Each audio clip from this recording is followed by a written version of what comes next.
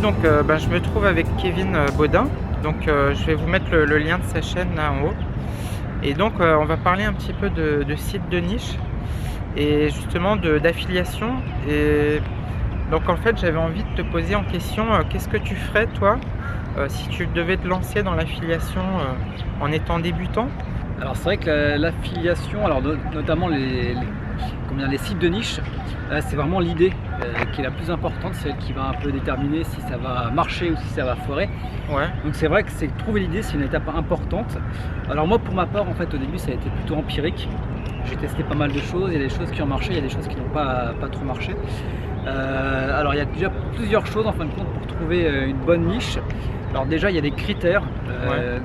Moi je pense que déjà il faut investir dans un logiciel tel que Market Samurai ou SEO Cockpit.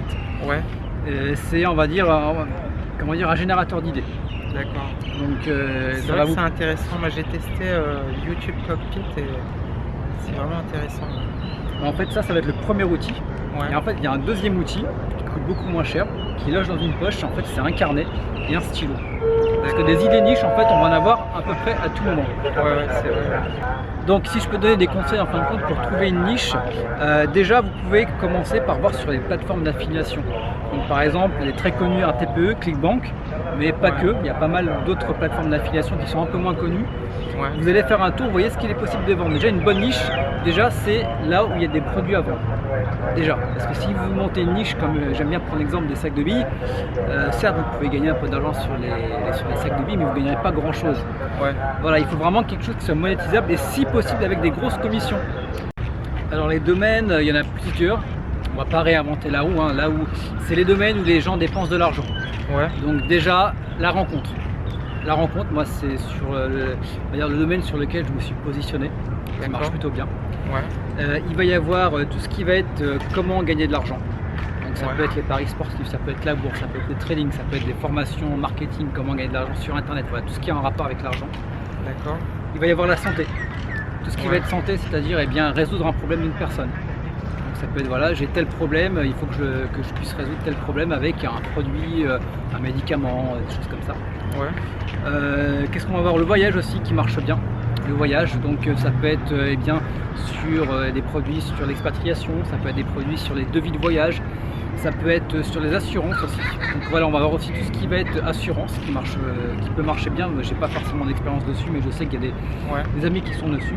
Les commissions sont assez importantes. Les commissions sont assez importantes. Voilà, ça veut dire que plus en fin de compte vous allez vendre des produits qui sont chers, et plus forcément les commissions vont être élevées. Donc voilà, si vous partez par exemple sur des produits d'assurance, en fin de compte c'est du virtuel, c'est un papier que vous signez. Il y a pas, vous n'achetez pas une assurance quand vous achetez une maison. Il n'y a pas de, c'est pas un produit physique, donc forcément les commissions vont être beaucoup plus élevées. Voilà, hormis les frais de gestion que les assurances peuvent avoir derrière. Voilà, c'est ce genre de produit que vous pouvez aller chercher à partir du moment où vous avez le domaine. Après pour vraiment détailler, parce que quand on est sur un site de niche notamment, c'est bien de nicher pour vraiment aller chercher là où il y a peu de concurrence. Ouais. Donc ce que je vous conseille aussi, c'est d'aller voir les différentes plateformes d'affiliation. Il y a un TPE, il y a ClickBank, bien sûr, tout le monde connaît ces deux plateformes, mais il y en a beaucoup d'autres. Ce que vous pouvez faire, il y a même des sites qui ont carrément leur propre site, leur plateforme d'affiliation, et c'est généralement là, moi, vers lesquels je me dirige. Et donc, parce que en fait, moi, ce que j'aurais conseillé à quelqu'un qui débute, c'est plutôt de se diriger vers des commissions qui sont quand même moyennes. Parce que je pense que s'il se dirige vers des commissions qui sont aux alentours de 100 ou 150 €, ça va être difficile parce qu'il y a vraiment des pros qui vont travailler sur ces affiliations-là. Donc moi, ce que je conseillerais, c'est plutôt de partir sur un niveau moyen, peut-être des commissions qui sont de l'ordre de 30 €, 40 €, 50 €, mais de pas trop rapidement rentrer sur des gros produits comme ça. Alors après, je pense que ça dépend vraiment de la concurrence qu'il va y avoir. Ça veut dire que s'il y a un produit, il peut y avoir des produits à 30 €, il y a beaucoup de concurrence. Parce que donc là à ce moment-là ça sert à rien d'y aller. Ou alors vous pouvez y aller, mais il va falloir investir différemment, peut-être passer par de la pub, des choses comme ça. Pour amorcer et passer devant les gros sites. Par contre, il se peut aussi qu'il y ait des affiliations, vous êtes entre 60, 100, voire 150 € de commission, et il n'y a personne dessus. Donc là, pourquoi se priver d'y aller, éventuellement? Ouais, tout à fait. Mais ce que je veux dire par là, en fait, c'est que c'est quand même, je pense que c'est un peu plus facile de commencer avec des commissions qui sont un peu plus petites, parce que les grosses commissions, ça va attirer des gros, comment dire, des gros affiliés. Donc effectivement, la concurrence, Tout à fait. pas toujours. Hein, Voilà, pas toujours. je vois où tu veux venir. Ouais. C'est quand on commence, c'est vrai que quand il faut qu'on se fasse la main, donc c'est bien éventuellement de faire sur des petits produits entre guillemets où il y a très peu de concurrence pour se faire la main, pour pas se faire manger directement par un gros à partir du moment où il va trouver la niche. Ouais. Donc ça peut être aussi, voilà, je pense qu'il faut, voilà, il y a des logiciels qui permettent notamment de voir un petit peu la concurrence qu'il peut y avoir. Donc Ouais. ça serait intéressant d'aller voir et de vraiment, je pense que c'est vraiment toute une question de concurrence en fait. Bon, bah écoute, Kevin, c'était sympa d'avoir parlé avec toi. Bah, Et puis également. on aura l'occasion de se revoir bientôt. Quoi. Bah, sur Bangkok, ouais, en ce moment je fais des allers-retours assez réguliers entre chez moi et Bangkok, donc avec plaisir. Ok. Bon, bah salut. Hein. Ciao. Allez, bye bye.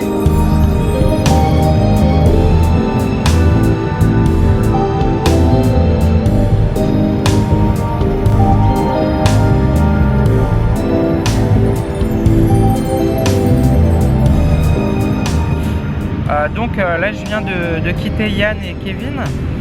Et donc, je vais aller me balader un petit peu dans le parc Lumpini.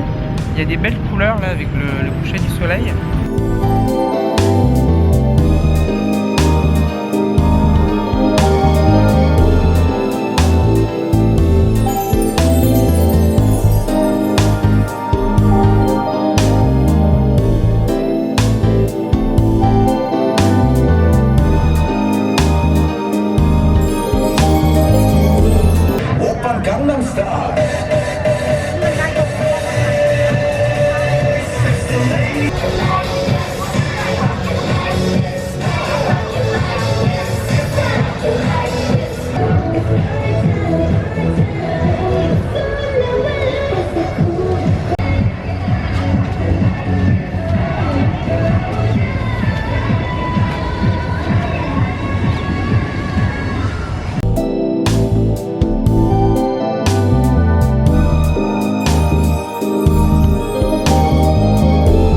Tout à l'heure, on parlait avec Kevin Baudin, donc justement de niche. Et il faut savoir une chose aussi, c'est que c'est pas forcément un site de niche. Ça peut être un Facebook de niche, un YouTube de niche. C'est-à-dire qu'en gros, la niche, c'est juste un secteur sur lequel vous travaillez. Par exemple, sur YouTube, il y a des chaînes gaming. Une chaîne gaming, la niche, ça va être le gaming. La niche, ça veut dire le secteur dans lequel vous travaillez. Vous pouvez très bien gagner de l'argent en fait avec soit avec un site web, soit avec un blog, soit avec Facebook, soit avec YouTube, soit avec d'autres plateformes existantes. En fait, l'idée c'est de parler de sujets qui vous intéressent, qui vous passionnent, et de retransmettre en fait aux autres via des articles, via des vidéos, via des photos, via ce que vous voulez. Via n'importe quel média finalement. On voit un certain nombre de youtubeurs maintenant qui travaillent avec des liens d'affiliation. Je peux vous donner un exemple. Peut-être que vous connaissez des youtubeuses. Il y a deux youtubeuses qui s'appellent Caroline et Safia. Elles ont mis un lien en fait vers le site Airbnb. Et si les gens donnent le code, je crois que c'est Caroline Safia, si les gens mettent ce code là quand ils réservent une chambre sur Airbnb, ils vont avoir, je crois que c'est 22 € de réduction. Et donc ça, en fait, c'est effectivement un lien d'affiliation.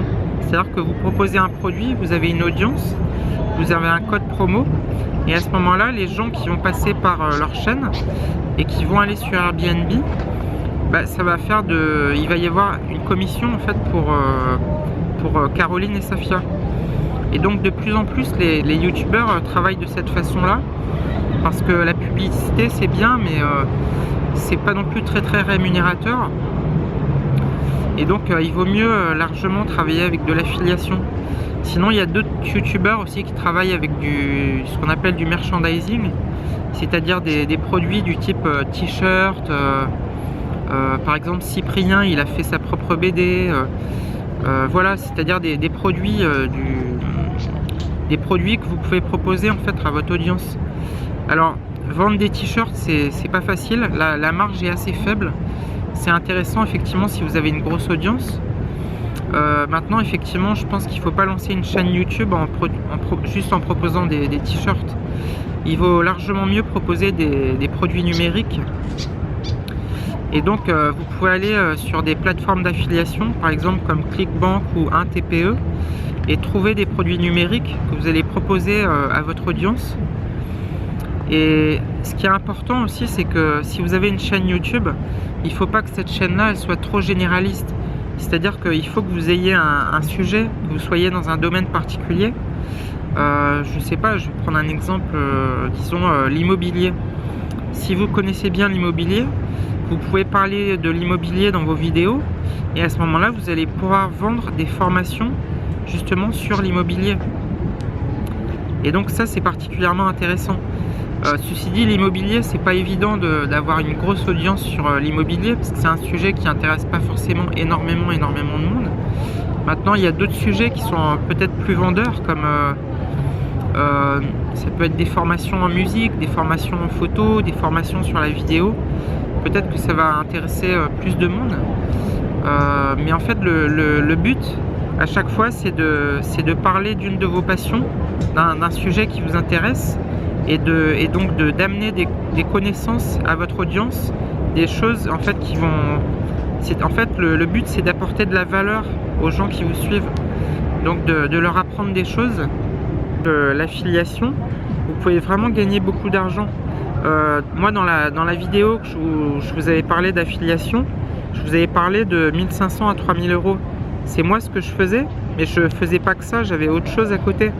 Par contre, si vous vous mettez à fond sur l'affiliation, c'est pas impossible d'arriver à 5000 euros par mois, 10 000 euros par mois. Donc c'est un potentiel vraiment énorme. Mais encore une fois, ça dépend de votre audience et de votre capacité justement à avoir une audience qui va être intéressée par ce que vous allez leur proposer. Donc il y a effectivement des stratégies à mettre en place, mais qui ne sont pas si compliquées que ça. À partir du moment où vous avez compris le principe, après vous allez travailler pour agrandir votre audience et surtout avoir une audience qualifiée. Parce que ça ne sert à rien d'avoir des milliers et des milliers de personnes s'ils ne sont pas intéressés par ce que vous leur proposez. Donc il faut vraiment faire ce qu'on appelle du ciblage, c'est-à-dire avoir des gens qui sont vraiment intéressés par ce que vous faites. Au début, vous allez peut-être faire 500 euros, après vous allez faire 1000 euros, après vous allez faire 2000. Et puis peut-être qu'arrivé à la deuxième année, vous serez peut-être à 5 ou 6 000 euros par mois. Donc en fait, tout le temps que vous aurez passé avant, c'est après du temps que vous n'aurez pas à travailler. C'est-à-dire qu'au début, vous allez peut-être travailler 6 heures, 7 heures, 8 heures par jour. Vous allez travailler à fond justement pour avoir une audience qui grossit la plus vite possible. Et ensuite, ce que vous allez faire, c'est que vous allez travailler moins une fois que vous aurez une audience un peu plus conséquente. Quand vous aurez peut-être 1000 abonnés, 2000 abonnés, 3000 abonnés, vous n'aurez plus besoin de travailler 6 ou 8 heures par jour. Là, vous allez pouvoir travailler peut-être 1 heure par jour ou 2 heures par jour, juste pour s'assurer que tout tourne bien.